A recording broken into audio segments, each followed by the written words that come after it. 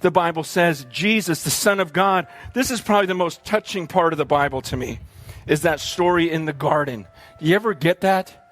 Before Jesus was going to be crucified, he's in the garden. And Mark chapter 14, it talks about how Jesus starts to pray to his Father. In Mark 14, but listen to what it says. It says,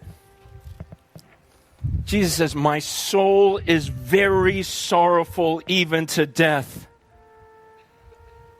And it says, going a little farther, he fell on the ground and prayed that if it were possible, the hour might pass from him. And Jesus said, Abba, Father, all things are possible for you. Remove this cup from me, yet not what I will, but yours be done. Do you get that? Like Jesus is looking at the Father, and first he says, man, my soul. He goes, man, I hurt so bad right now.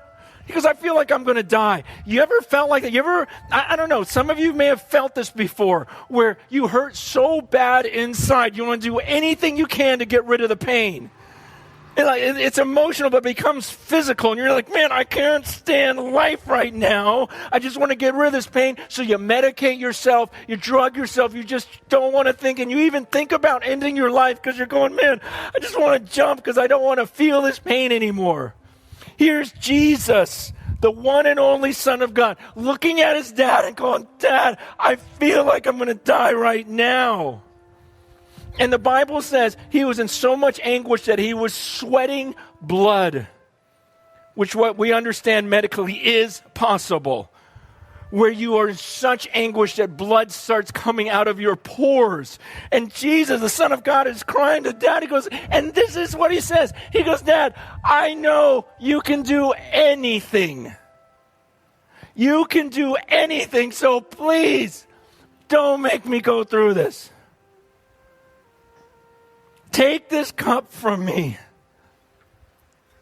The Bible says he prayed that 3 times.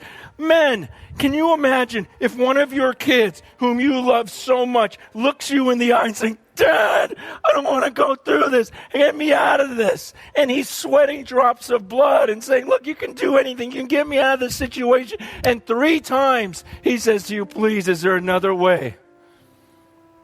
Man, what would you do? And yet at the end of the prayer, Jesus looks at the Father and goes, okay, but not what I want, what you want.